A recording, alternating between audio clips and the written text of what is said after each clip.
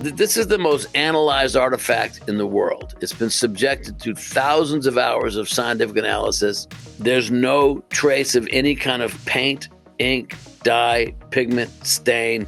There's no artistic substances on the cloth to account for the image. The image is visible because something has caused the accelerated dehydration and oxidation of the cellulose fibers composing the flax, but only in those areas immediately surrounding a body. So on either side of the crucifixion, you have this Jesus appearing as a being of light. So just do a straight Bible study, what would we assume would have happened to the body of Jesus the very split second his soul came zooming back into that lifeless body? I think you'd have to assume that there was an explosion of light and then gone.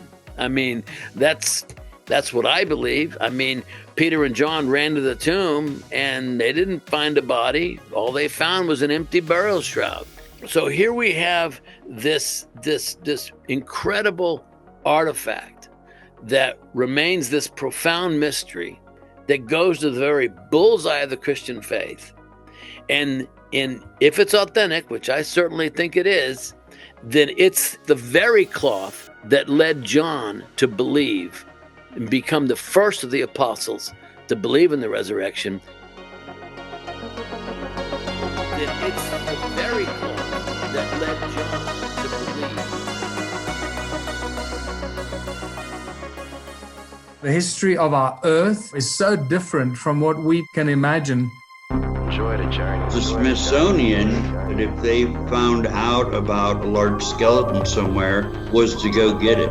I'm going to assume at least one person is right, because if one person's right, it busts the paradigm. It all goes back to the fallen cherub. And the problem with the modern day church, they have a very truncated view of the supernatural. This backdrop that's just pregnant with all kinds of meaning associated with this Mount Hermon event. Welcome to Blurry Creatures. And this guy defects from the kingdom. That's a big deal.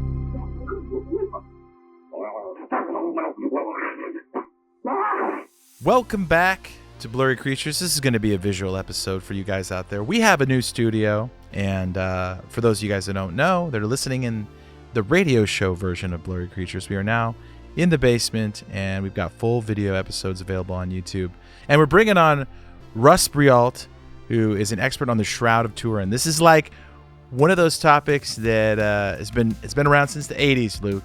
Right. The greatest decade of all time. Right. I mean, Russ calls this like the greatest unsolved mystery, maybe of all time. And he's devoted his life since the late 70s to working on researching, talking about, writing about the Shroud of Turin. And this is really, you're like, what is this about? This is very blurry. We're talking about the alleged burial cloth of Christ and blurry blankets, you could call it. Yeah, this is it's a blurry blanket indeed.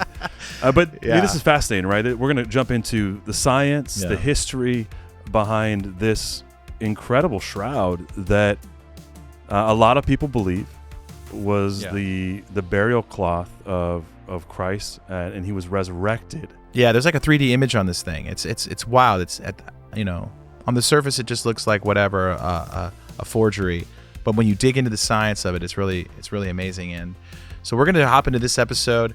We're going to talk to Russ about it in depth and ask him as many questions. And this is a new topic for us. I didn't know a lot about this subject myself, but if you want to become a member, blurrycreatures.com/members. We just joined with Supercast, and we have a bunch of awesome back-end stuff for you guys. Ad-free experiences, tickets early, discounts on merch, and AMAs. We just did one, and you can ask us questions, and you can watch those videos, and those will get upvoted Reddit style, and then we will spend some time here answering those questions and putting them on our back end. So support us, blurrycreatures.com/members. See you in the back end, and let's get Russ on this one. Is there anybody who knows more than you, Russ? Because we feel like You've been doing this a long time. Welcome to the podcast. Thanks for coming on, Blurry Creatures. Well, thank you. It's my pleasure to be here. And there are various experts around the world that probably can go deeper into very specific topics, getting deep into the physics or the chemistry or even some of the historical trail. But as far as general knowledge is concerned, I'd be, I'm up there. Yeah. And so, I mean, you do something long enough, you got to get good at it, right? Yeah, exactly. And we talk about all the weird stuff on our podcast from, more in the paranormal space, talking about Bigfoot, aliens, UFOs, and we filter all these things through a biblical perspective. But this is one of those like relic things that is. We've touched a little bit about it, Luke, but we haven't talked a lot about relics in general. And we were joking pre-roll, which I love, and you're like, some people fish, some people golf, I shroud. Yeah. So I am more than excited to jump into this because this has been in the news lately too. One of the reasons that I reached out and we reached out to you was, in the last year or so, it even seems there's been a ton of news about the authenticity and the testing and all the things that are going on around the shroud. And as Christians, it's fascinating because it's purported to be the burial shroud of Christ. And I'm going to stop. I'm going to stop there because I want you to really take us there and take our listeners to the beginning. Shroud Town. Sure. To Shroud Town. Yes. It's always a good place to start. That's right. The beginning. That's like Princess Bride, right? We go back to the beginning. And this is where I met Vicini, so this is the beginning. Well, when you look at John's gospel, John chapter 20, verses 1 through 9, you have Mary Magdalene and Mary, the mother of James, and Salome. The three women are making their way to the tomb early. The sun hasn't even come up yet, and they see the stone is already rolled aside from the entrance. And Mary peeks in there and sees that the body's gone, runs to find the apostles and says, quote, "Someone has taken our Lord's body out of the tomb, and I don't know where they've put him." So Peter and John run down to the tomb. John makes a point of letting everyone know that he got there first. Yeah. Then Peter, he finally gets there. Peter goes straight inside that tomb and sees the linen cloth lying there. And then John goes in. He also notices the cloth lying there and believes. Believes what? Well, believes in the resurrection because that was the rumor that Jesus himself started that he would be crucified and he would rise again on the third day. That's why they had a whole band of Roman soldiers out there to guard the tomb to make sure someone didn't slip in, steal the body, and claim some kind of resurrection. And so when John saw that linen cloth lying there, he believed. So it begs the question then, what did John see that Mary didn't see? So Mary peeks in, sees that the body's gone, but she doesn't go inside that tomb. Peter and John go inside the tomb, see the linen cloth lying there, and believe. So obviously the difference has something specifically to do with the linen cloth itself. And so now the question is, what did they see? Now, I think there's a couple theories on that. But maybe John went into the tomb, and in the back of the tomb, this cloth was laid out on that stone slab exactly the way it was put there on Good Friday. Nothing moved, nothing disturbed, except the cloth had just collapsed on itself, as if the body just poof, gone. That might make you believe something had occurred. Now, had the body been stolen, what would you have seen? You might have seen that cloth balled up and thrown into a corner. Or more likely than not, why would anyone unwrap a corpse? I mean, just take the whole thing and run. Mm-hmm. And so when Peter and John got to the tomb, they would have seen nothing. So begs the question, what did they see? Now, the scriptures tell us a lot.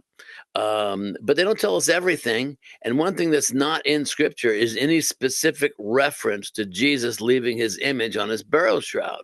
So now there's a reason for that. It's called the discipline of the secret.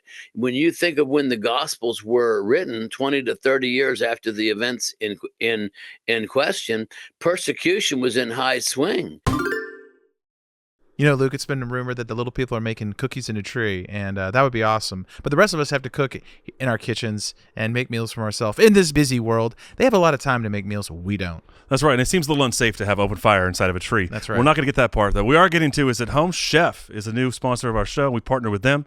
They deliver fresh ingredients and chef-designed recipes conveniently to your doorstep to simplify your cooking experience. In fact, users of leading meal kits have rated Home Chef #1 in quality, convenience, value, taste, and recipe ease. That's right. If you're a busy person like we are, producing podcasts all day long, you need a little help to keep those meals on the table. And Home Chef has over 30 different options a week and serves a variety of dietary needs and saves people an average of $86 per month on their grocery bill. So whatever you're doing out there and you're busy, try Home Chef. That's right. I've been on the protein kick, but also I found some things I really like in there, including the Mexicali cheesy penne. Who doesn't love Mexican Italian fusion? And it's super easy. Like all the directions come, they give you a printout, and you get all the ingredients. It takes less than 30 minutes to put together a meal for your family. My family loved it, and it was super quick and easy to follow. And we got an awesome offer here for you guys of limited time. Home Chef is offering 18 free meals plus free dessert for life, so you can get those cookies in a tree and free shipping on your first box. So go to homechef.com/blurry. That's homechef.com/blurry for 18 free meals and free dessert for life. Homechef.com/blurry. You must be an active subscriber to receive free dessert. Lay off me, Nate. I'm starving. Boom. They had already killed James in 42. They tried to kill Peter. And so you're not going to have any overt reference to, and Peter has the burial shroud containing the blood of the atonement and the image of resurrection. Oh, yeah, right. You'd set off a search and destroy mission immediately to go find it and destroy it. So there couldn't be any overt reference to it. But it's intriguing, though, how from the 6th century, there is liturgy that is brought to Spain by a group of Arab Catholics, and they translate that exact same verse, John chapter 20, verse 1-9. They translate it this way: Peter and John ran to the tomb and saw the recent imprints of the dead and risen man on the linens. Wow. Well, now that's intriguing. That's not in scripture per se, but this is how they chose to translate John chapter 20, verse 5 and 6. Why would they translate it that way unless it was based on something that they were aware of, had seen for themselves? And so that's 1,500 years ago. So does it go all the way back to 1st century? I don't know. All I know is that the first piece of evidence that Jesus had risen from the dead is specifically related to the burial shroud, and John becomes the first of the apostles to believe in the resurrection based on that evidence. Would there be any way to take a shroud off of a body, especially one that's been through a crucifixion, with, you know what I mean, like without it destroying it? Well, you would certainly, break all of the blood stains and, all the scabbing that, that would be, I mean, you could, but it would be, it's certainly, that's not what we see on the shroud. We don't see the evidence that the cloth has just been removed from a bloodied body. Yeah. Russ, I love that you visit that verse because it's one of my favorites to remember that John reminds us that he was the fastest apostle. Yeah, he's faster than all the rest of them. He was So you talk about the wide receiver. He was the fastest, obviously, and he wanted that set down for posterity. Yeah. But what happens then? So you have this translation in Spain. Where do we have the first mention or first evidence of the shroud appearing, right, or showing up? Because I think it's so interesting that there is. Yeah, who took it? Well, I mean, Russ makes a great point. Like, my question was always like, why would they keep the burial shroud? But what we have today, if that is it purported to be authentic, which we'll get into, and I think I know Russ's thought process and answer to that, but then you have evidentiary piece. You have something that actually ties directly to Christ and is not circumstantial, but hard evidence to the resurrection. So, but how long does it disappear before we have any record of the shroud being, I don't know, displayed or popping up or showing up in history? Pope Sylvester in 325 made a decree that the altar in which they serve the communion elements must be covered with a long linen cloth representing the clean shroud of Christ. Then you have another reference the following century, in the 5th century, by the Bishop of Antioch, who has a catechism for how the Mass should be celebrated, and he says that the two deacons that walk down the aisle to cover the altar with the linen cloth, that those two deacons represent the figure on the linen cloth of Jesus at the burial. So it's a reference to a double image, because one of the things you see on the shroud, let's just back up a minute and describe what the shroud is, because this is a 14-foot long linen cloth. You want to throw it on the screen, Dan? But it's only 3.5 feet wide.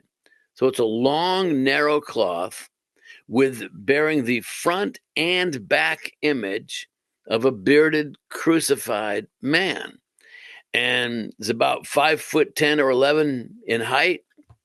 And it's the image itself is exceedingly faint, but it also has an entire pattern of bloodstains that correlate with the wounds of crucifixion, specifically the wounds that correlate with the crucifixion of Jesus, meaning the crown of thorns, which was a singular mockery for the man who claimed to be king of the Jews, scourging all over the body, wound in the side, nail wounds in the wrist, nail wounds in the feet.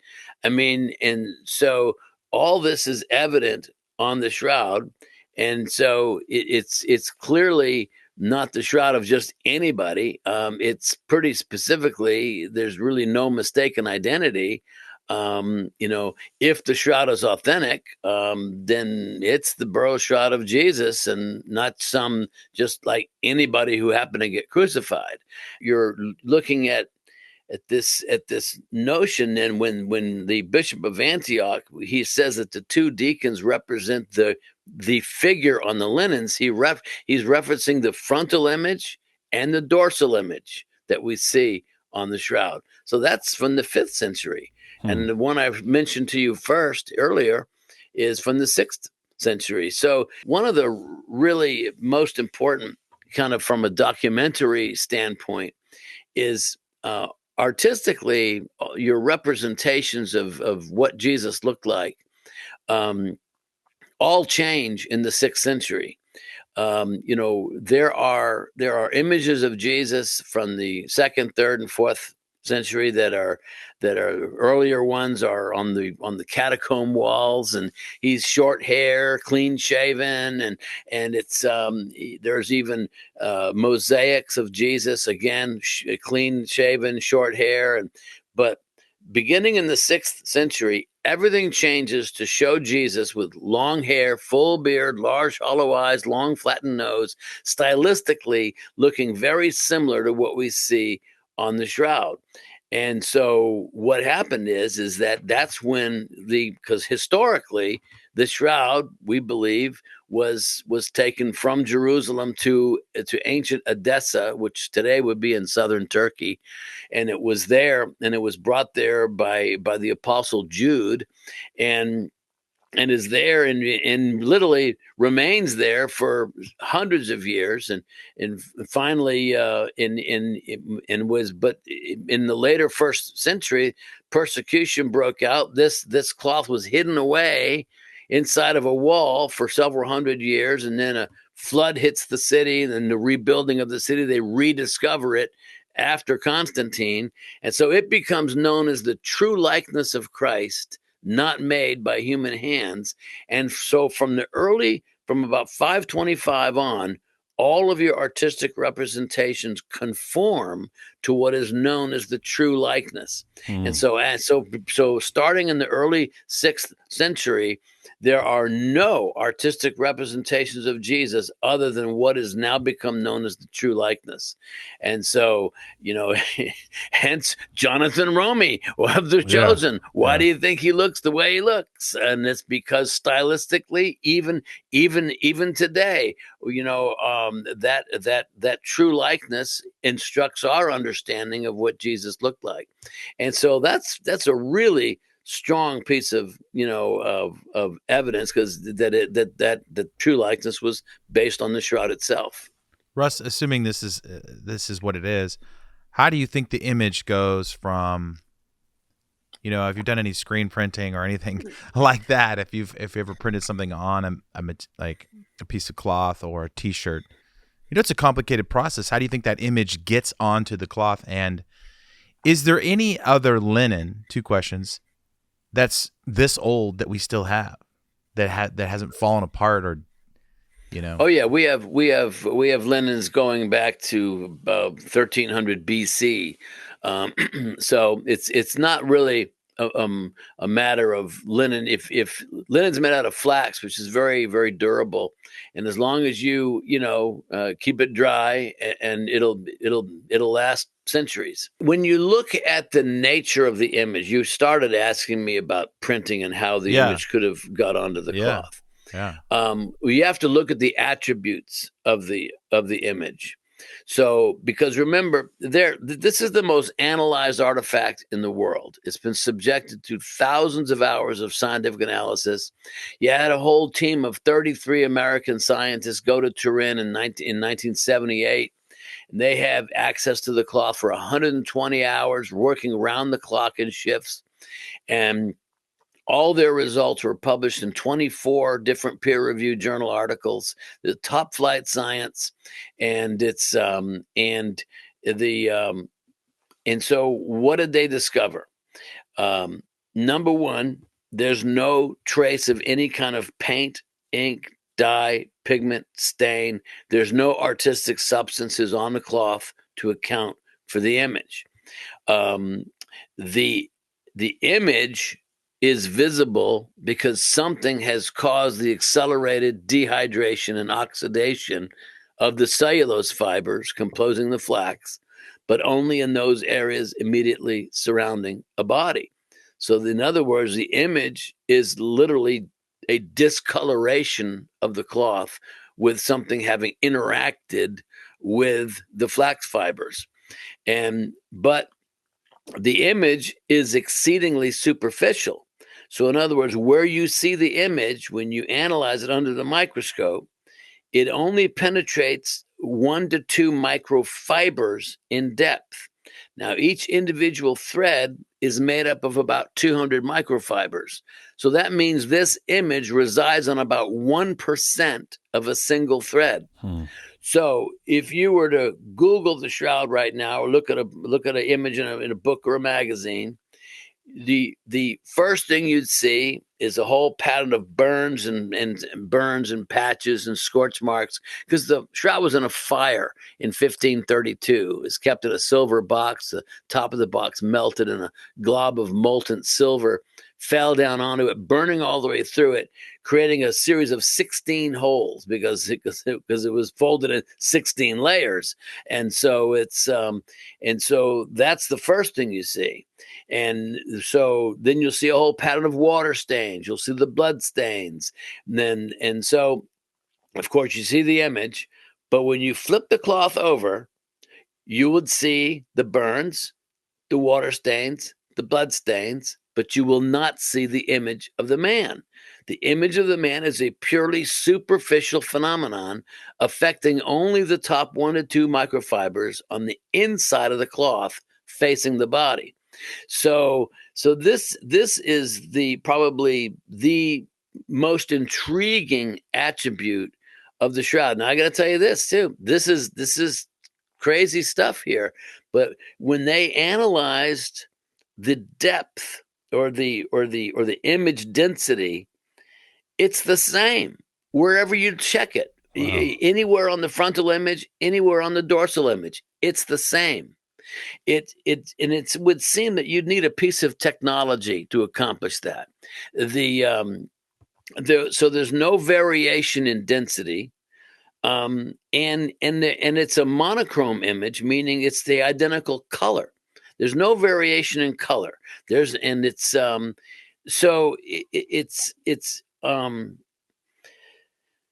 you have a whole pattern of blood stains. It feels like a perfect photographic negative of, right. Yeah. Well, that was the discovery that launched the Shroud into the realm of scientific investigation back in 1898 when it was photographed for the very first time. And when they photographed it, what Sukanda Pia, he was the amateur photographer who had the permission to photograph it. This is back in ancient technology. He has this big photographic plate about a foot square, and he's pulling it out of the developer solution in his dark room, and emerging on that plate is this famous photonegative image of the face.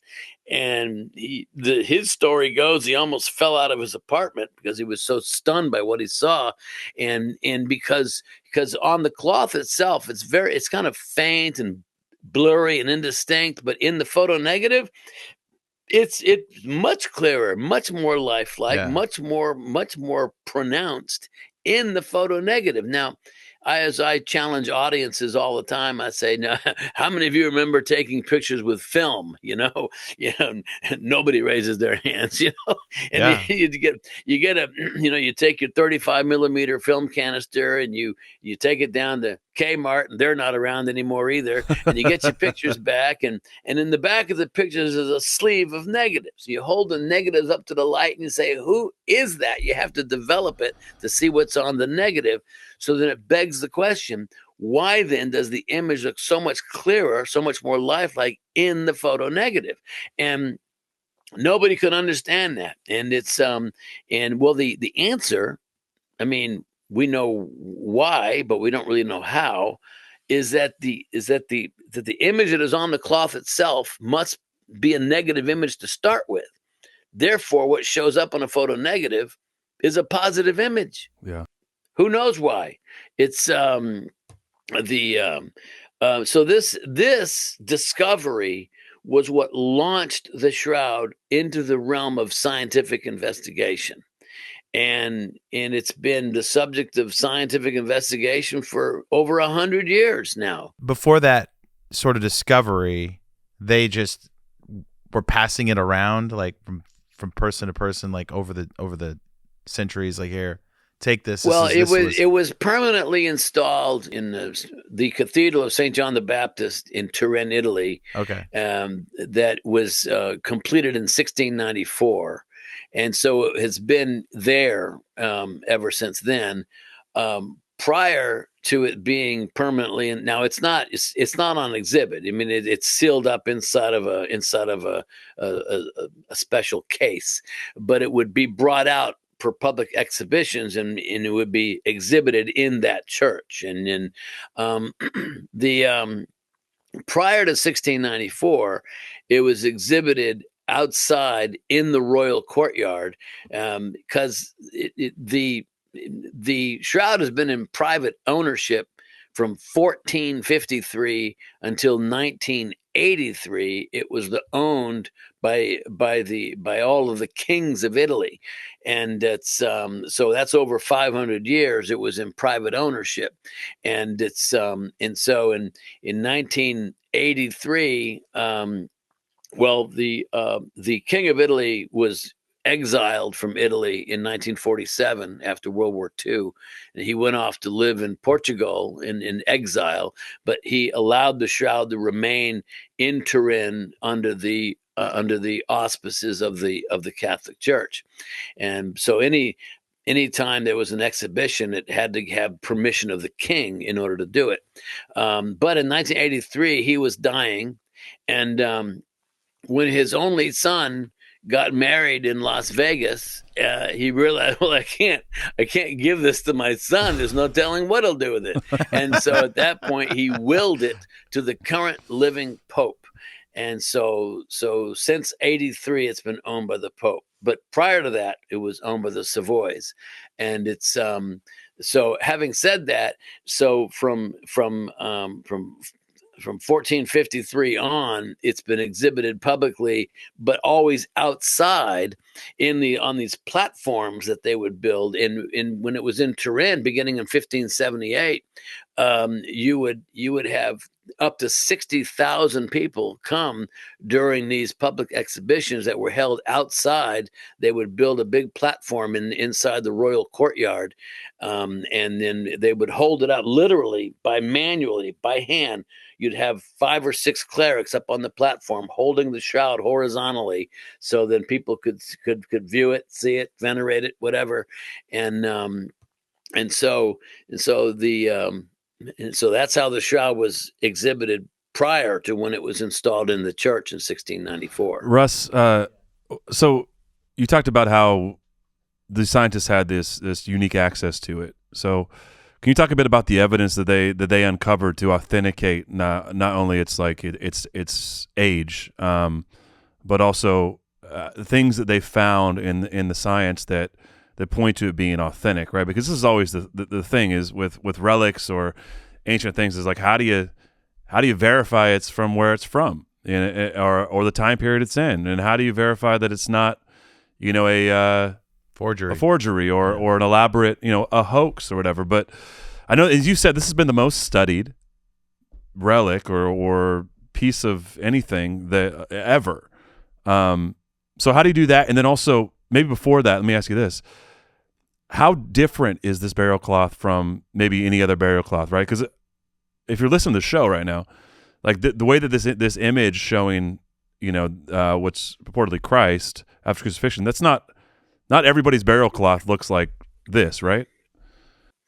No, they're all over the board. Burial shrouds in different cultures. What's interesting is that the Jews, although they use burial shrouds, we don't hardly find any of them, is because they used ossuaries. And an ossuary is a limestone bone box, essentially the size of a beer cooler. And so when someone dies, they would place the body in the tomb, wrap it in a cloth, in a shroud, but then would come back a year or more later, and the body's decomposed. They take the bones, put them in a box, etch on the outside whose bones they are, and then they could stack these boxes in the tomb, so you could have multiple people buried inside this tomb. And so but hence as a result, the shroud itself that it was originally wrapped in is burned or buried. It's and so we don't find very many Jewish burial shrouds because of their use of ossuaries. But typically, a burial shroud, even for Jews, could be wool. It could be an animal skin if you had very little means, you could always find an animal skin to bury your dead in. But the shroud is made of flax, which is a more expensive material, and specifically, the weave of the flax is a 3-to-1 herringbone pattern weave, making it very expensive, doable in first century using first century loom technology. But what does the scripture say?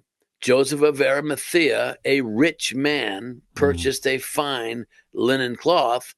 Everything about the manufacture of the Shroud of Turin would indicate that this is one of the most expensive fabrics you could buy at the time, simply because of the way that it was woven. And now I have a theory on this personally, is that when you look at who Joseph was, he was a member of the Sanhedrin. It's like being a senator. I mean, he was attached to the temple. He had access to the temple store. On the Day of Atonement, the one day out of the year in which the Jewish high priest goes into the Holy of Holies to sprinkle, I guess it's a goat and a bull, and they sprinkle the blood on the mercy seat. But before he can go into the Holy of Holies to make that animal sacrifice. He has to take off his street clothes and put on clothes made of fine twisted linen. Fine twisted linen represents the holiness of God. And so it's intriguing to me that the shroud itself is made of fine twisted linen. It seems to suggest that Joseph is kind of honoring Jesus with the finest linen cloth that he could buy, worthy of a high priest about to enter the Holy of Holies. Wow. It's wild. Do you think that, so when he walks in there, obviously I liked what you said in the beginning of the episode about how the body of Christ just probably slowly just disappears almost. Do you believe that process of him going down, we talk about all the weird stuff on our show. So where does he go for 3 days? And we've discussed that in depth on the show, but he's gone for a moment. So that process of him leaving Earth and going into Sheol or wherever the theories are, that leaves the image on this in a way that's unique. One of the things when you look at the attributes of the image and but let's back up a minute. You really have two sets of images. You have the image of the man, and you have a whole pattern of bloodstains, and they are separate, and they are separate in time as well. So in other words, we know that this whole pattern of bloodstains got on the cloth first, followed by the image. Now, when did the image get there? I don't know. Maybe 3 days later. We don't really know. But all we know is that the blood was on the cloth first. Now, how do we know that? Because there is no image under the blood. If there's no image under the blood, then that means the blood was on the cloth first, followed by the image. Now, that's very intriguing, is because that it would be consistent with the shroud being authentic, right? Crucifixion first, followed by resurrection. But it makes no sense if it's the work of an artist. I mean, in fact, there's been a half dozen attempts by various people to show how some alleged artist could have crafted this. Most of them are pretty terrible. There's a few that look decent from a distance. They all break down under the microscope, but they all make the same mistake. They craft their image, then they paint the blood where it's supposed to go. No. Blood first, then image. You do that, and you've really accomplished something. But no artist would even conceive of doing that, because you have to. How would you line them up? We know from the alternative. Again, you mentioned it. This constant either or proposition is that it either is authentic or it's not. And if it's not, then what is it? Then it must be the work of an artist or the work of human effort somehow, some way, either as a fantastic fraud or as some kind of a devotional art of some kind. But it's not, because that's one of the clear conclusions of the project, is that there's no artistic substances on the cloth to account for the image, and there's no discernible process by which this alleged artist used to craft this image. Now, when you look at theories of how the image could have got there, now I'm in for light. I think somehow, some way, light's involved. And now, if you ask the question of what happened to Jesus in the tomb, remarkably, this is the greatest miracle of all. This is the one miracle that establishes him clearly as the Son of God. And yet there were no eyewitnesses to that miracle. There's a reason. There was a big stone put in front of the entrance. So if you're going to ask the question of what happened to Jesus in the tomb, you have to look at other verses of Scripture. And in your show, you probably explored all these. You have the Mount of Transfiguration, which occurred 6 months before Jesus was even crucified. And Peter, James, and John are at the bottom of the hill. Jesus goes up to the top of the hill, and it says, and his face was transfigured. He was transfigured before them, and his face shone, became like the sun itself, and his clothing became dazzling light. So here you have Jesus. He's described as a being of light before the crucifixion. And then how does he appear to Saul, who becomes Paul, on the road to Syria, in Damascus, and this is maybe 4 or 5 years after the crucifixion, in a blinding flash of light, so bright that Saul is thrown to the ground. He can't see. He's blinded for 3 days. And, we all know he eventually became Paul and wrote half the New Testament. So on either side of the crucifixion, you have this huge Jesus appearing as a being of light. So just do a straight Bible story, study, what would we assume would have happened to the body of Jesus the very split second his soul came zooming back into that lifeless body? I think you'd have to assume that there was an explosion of light and then gone. That's what I believe. Peter and John ran to the tomb and they didn't find a body. All they found was an empty burial shroud. And but something caused John to believe that he had risen. Is this a clue as to what happened with the shroud? And I think so. One of the theories that I like, and it comes to, and again, none of this, we can replicate aspects of it, but we can't replicate everything. And one of the intriguing experiments that came out with some physicists in Europe, they published in a peer-reviewed journal in 2011, using a 40 nanosecond burst on a ultraviolet laser against a control sample of linen. These are industrial lasers. These are powerful things. And they determined that this 40 nanosecond burst achieves the same depth and coloration as we see on the shroud. Wow. And I'm saying, well, now that's cool, is because up till now, we haven't been able to replicate anything with light. I guess we just wasn't using anything bright enough. We use a laser, and all of a sudden we can do something. And so this split second burst on a UV laser, so what does that remind you of? You look at 1 Corinthians 15, verse 51 and 52, where Paul's saying, listen, I tell you a mystery. We will not all sleep. That means to remain dead, but we will all be changed in a flash, in the twinkling of an eye. And he goes on, he says, for that which is corruptible must put on incorruptible. That which is perishable must put on imperishable. And so Paul's talking about an instantaneous transformational event that occurs at the end of the age. Hasn't even happened yet. He's not even talking about Jesus. He's talking about us, you and me. And so, but this is exactly what happened to Jesus in the tomb. Now, how do I know that? Because Jesus is called the first fruits of the resurrection. If he's the first fruit, then that means we are the rest of the fruit that comes later at the end of the age. So now we pretty much know we're talking about just this instantaneous event involving light, and now we have these laser experiments that seem to correlate with that. It's so that's pretty profound, and so I'm in for light.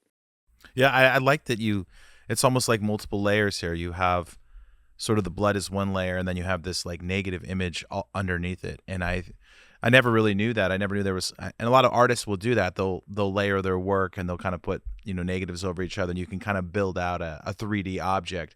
So this has like a 3D feeling to it. There's a back image too, right? Yeah. So you have you had light coming from the body would be the assumption, right? If you have a back image and a front image, you have this light event. If we're to go with that theory, which I really like, because as you said, you have this depth that's uniform, which seems impossible, honestly, like especially in the first century. And I know that, like, from some of the stuff I've read too, that they found pollen, they found evidence on the shroud itself which date it directly to the time of Jesus. So this is also from the first century, and yet it has a uniform, as you were saying, Russ, a uniform layer of imprint that's the same everywhere.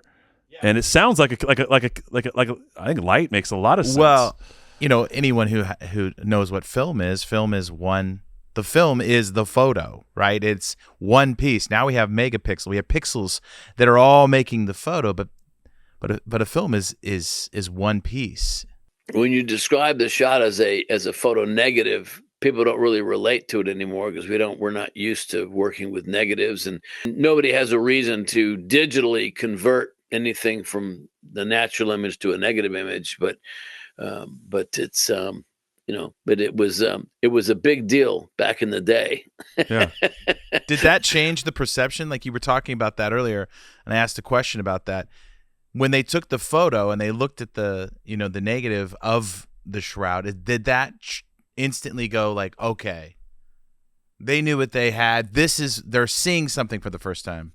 At first, in 1898, when Secondo Pia revealed that, it was not accepted by the scientific the community and it's because they thought that he was perpetrating a fraud, and that no, there's no way that this shroud has this attribute. And so it wasn't until 1931 when the shroud was photographed again, this time by much better technology, much better film, and that this is when that photo negative image was validated. Oh, Secondo Pia wasn't a liar after all, and so he was vindicated. And then that is when you had newspapers and magazines and books with pictures, and so then this thing went worldwide after 1931, and the whole world knew about it through magazines, books, and newspapers.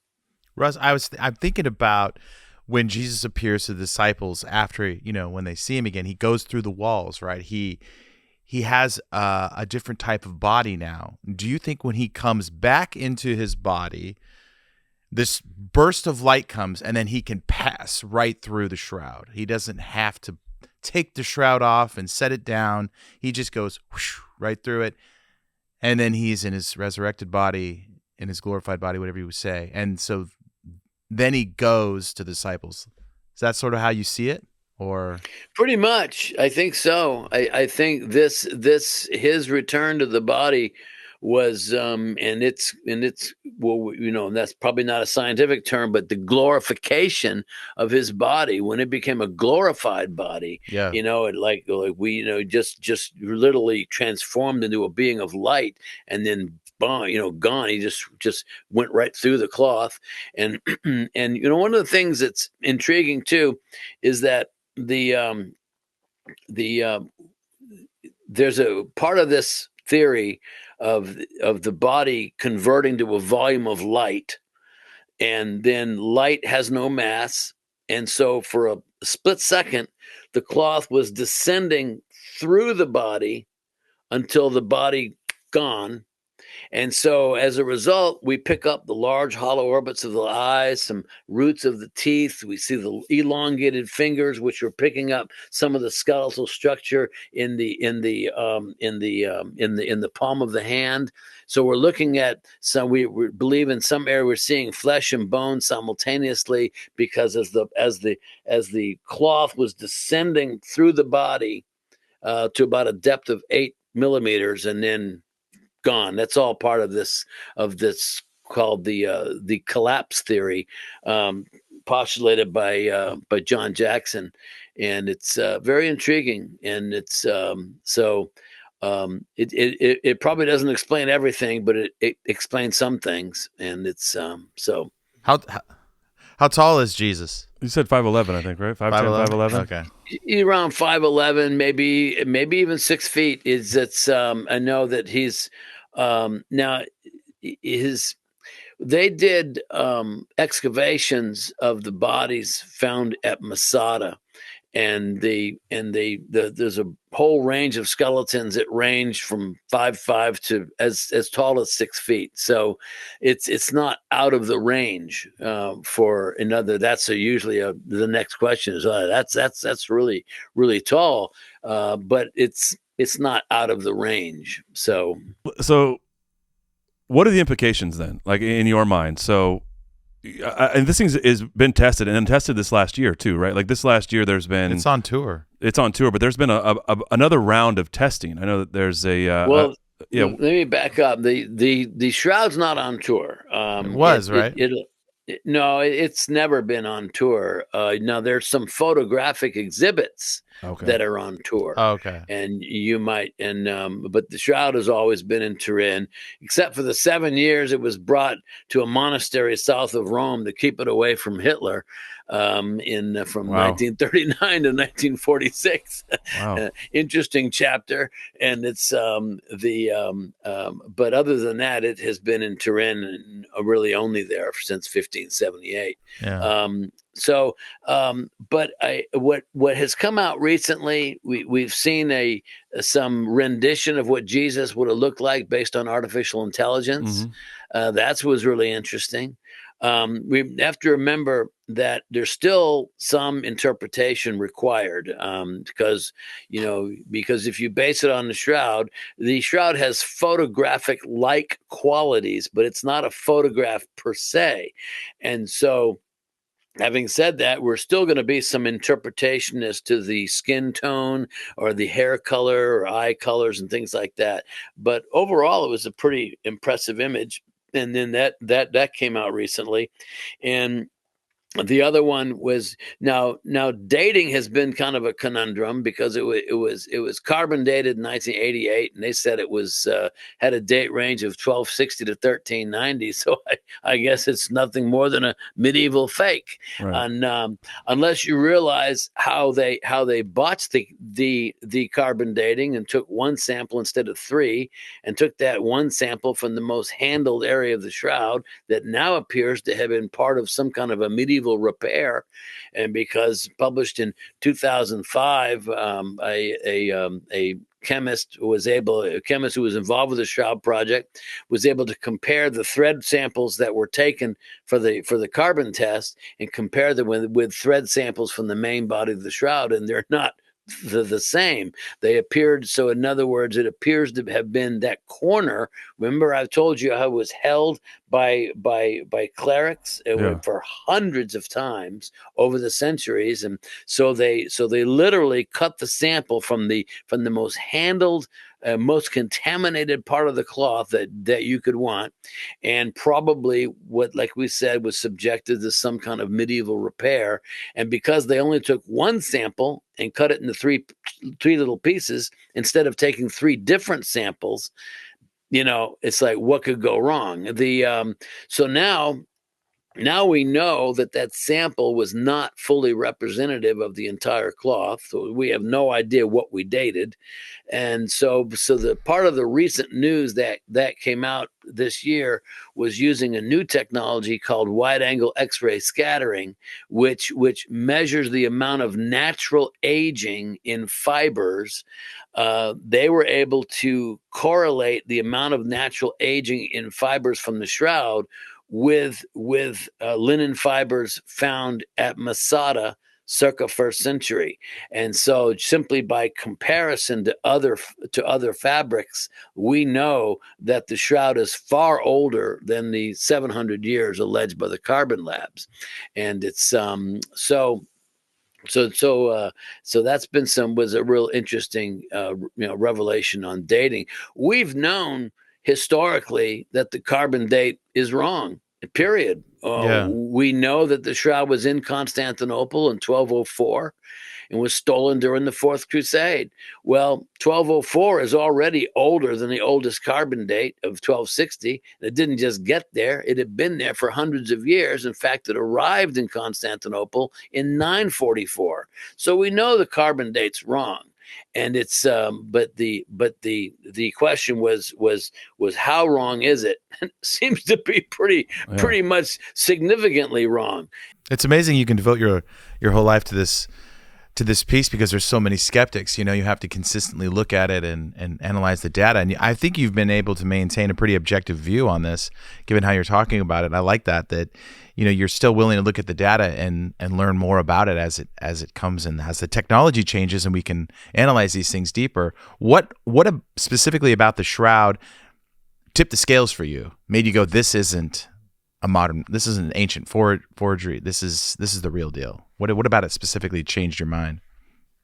Well, I just have to say that in my personal faith journey, I was a believer before I ever learned about the Shroud, and I've been involved in this for a long time. I mean, I was a writer for the college newspaper back in 1980. And news of the Shroud was huge at that time. I mean, you had this whole team of scientists go over there in 78, 33 American scientists to go study a religious artifact. This doesn't happen. I mean, this is so singular. It was almost like some kind of a lunar landing or something. We were just, most of the scientists were involved in space age, research, and so people were hanging on what would they find, what would be revealed, and it was just the knowledge of the Shroud was everywhere at that time. In fact, do you remember the movie with Dan Aykroyd and John Belushi, the Blues Brothers? Oh yeah. Oh yeah. This movie was made in 1980. This will give you a flavor here. This movie was made in 1980, and Jake and Elroy and Jake's getting out of Joliet prison, and they're going to put the band back together because they need to raise $5,000 to pay the back taxes for the orphanage that they both grew up in, and they're in Calumet City in Chicago, right? That's the whole theme, and so now do you know the name of the orphanage? It's called St. Helen of the Blessed Shroud Orphanage. Now, why would they do that? Why would they? Because it's total fictional, But they threw it in there because back in their late 70s, early 80s, the knowledge of the Shroud was, everybody knew about it, and it's so it was But so you had all these scientists. So from my standpoint, my interest was not from the standpoint of confirming what I believed anyways, but from my own personal journey is that my father had become a professing atheist, and so I looked at the Shroud as a kind of an apologetic way of reaching an atheist dad, as well as all my friends, and none of them were believers either. Yeah. And so I looked at the Shroud as an intriguing tool, if you will, to present the evidence of the gospel in this really cool way. And it's and my dad actually did come back to the faith 20 years later. Took a long time, but he did before he passed away. And it's so for me, I never needed the Shroud for my own faith. I always looked at it as an apologetic a tool, if you will. I don't know if that's a good term or not. I'm not interested in other linens. I don't care. I mean, if this was the Shroud of Julius Caesar, who would care? No one would care. Right, it would, but because of who it purports to be, could this be the burial shroud of Jesus? Could this be literally an archaeological artifact testifying to the life, suffering, death, and resurrection of Jesus? I mean, so it's all about potential, because right now it's an unsolved mystery, and there's plenty of evidence to support it. As a few things like carbon dating that we have other dating, methodologies that say it's first century, but the scientific purists, won't be happy until we carbon date it again. But that's never going to happen. The church isn't going to allow it. When I say the church, I'm talking about the Catholic Church. Right. And so you have this fabulous mystery, and it is absolutely ridiculous to call the Shroud a relic. fine. If you have the finger bone of Saint so and so, yeah, you call that a relic. How do you know? How do you know it's for real? You don't know. This is why there's such skepticism around relics in general. But if you found a 400-foot boat 7,000 feet above sea level in the mountains of Turkey, you wouldn't call it a relic. No. You'd call it an archaeological find of the century. And that's exactly what the shroud is, because it is measurable, it is testable, and it's there's a reason why people think that this is the burial shroud of Jesus, because it perfectly correlates with the gospel account. So applying forensic analysis, we can identify who this man is. Why do you think people still remain skeptical of it? Why do you think people are still like, I don't know? Because, in our spaces, a lot of Christians are the first people to throw shade and doubt at some of these things. Well, you have to look at, there is a divide between the Catholic Church and the Protestant Church, and John Calvin put the kibosh on relics, and like I say, it's certainly reasonable to be skeptical about these things, but again, when you lump the, I think that's the number one issue, is because there's isn't that thing Catholic? Well, of course it's Catholic. It's been in Italy and France for the past 700 years. It's not going to be a Baptist relic. I'm not even sure those two words go together. But prior to it being a Catholic relic, it was with the Orthodox, and it's intriguing to me that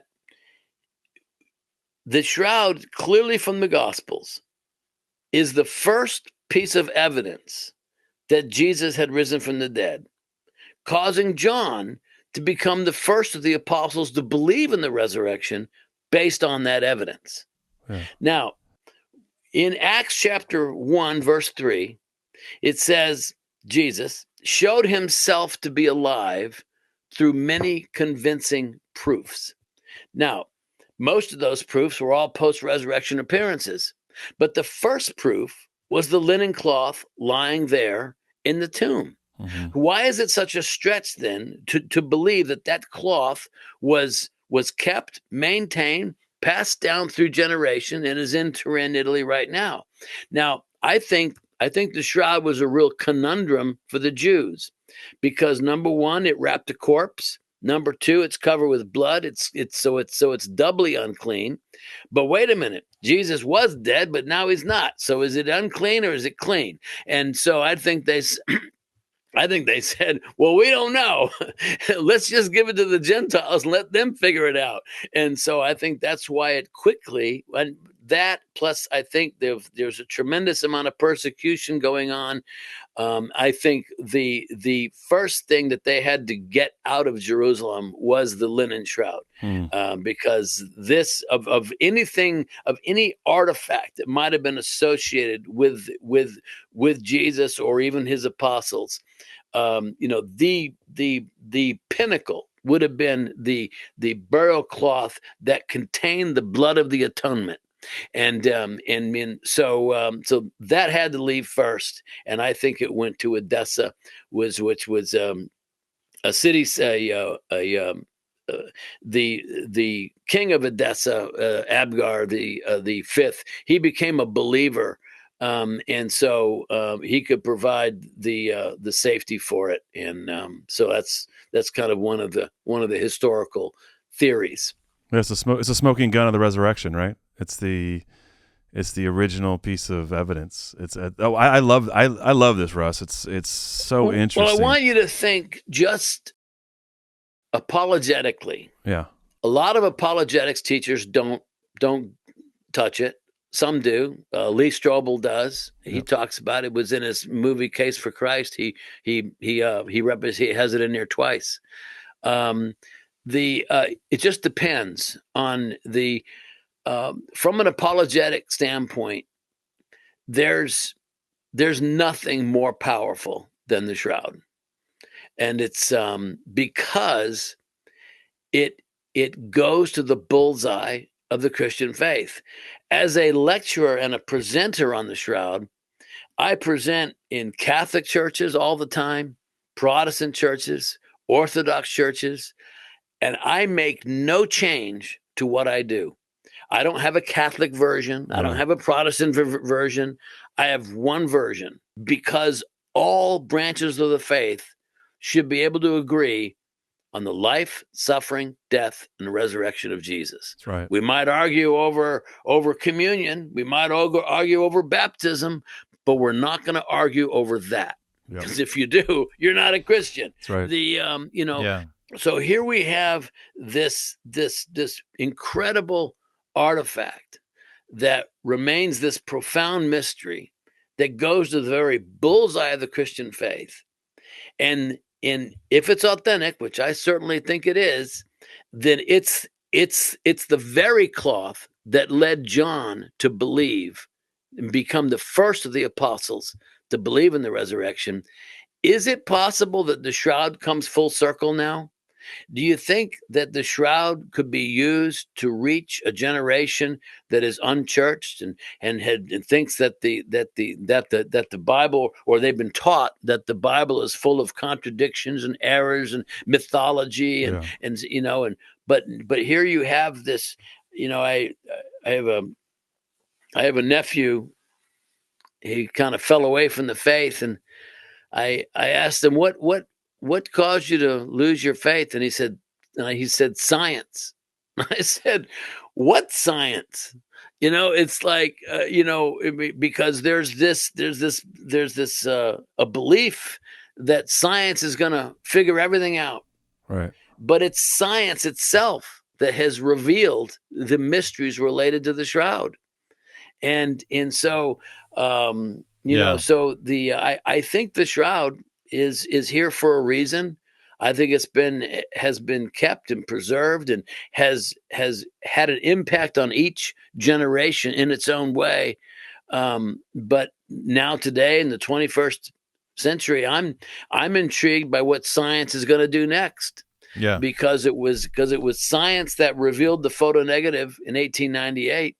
And then 1975, using a special computer called a VP8 image analyzer, that's when we determined that the Shroud has distance information embedded into it. In other words, a three-dimensional image. Well, how can that be?